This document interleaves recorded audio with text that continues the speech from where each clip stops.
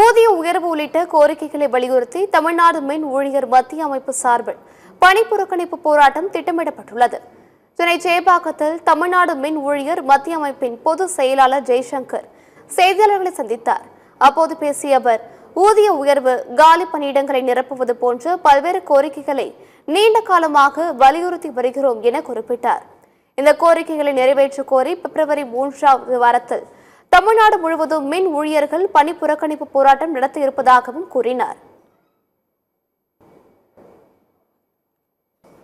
ஊதிய உயர்வு 1/12/2023 ஊதிய உயர்வை வழங்கணும்.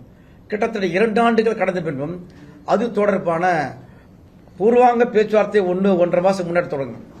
வாரியத்தில் எந்த ப்ரொபோசலும் கொடுக்கல. நீங்க சொல்லுங்க கேட்டுட்டு போனாங்க. இன்று வரை அதன் மீது எந்த நடவடிக்கையும் இல்லை, எந்த ப்ரொபோசலும் இல்லை. அப்படியே கிணற்றில் போட்ட கல்லாக இருக்கிறது. மின்சார வாரியத்தில் ஆரம்ப நிலை பணியிடங்கள் 46,000 ஆரம்ப நிலை பணியிடங்கள் 46,000.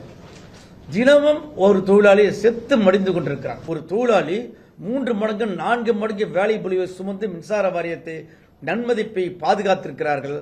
அரசினுடைய நன்மதிப்பை பாதுகாத்திருக்கிறார்கள். 46,000 காலிப்படங்கள் இருக்கு. அந்த காலிப்படம் நிரப்புவதற்கு எந்த நடவடிக்கையும் இதுவரை மின்சார வாரியமும் செய்யல, அரசும் செய்யல.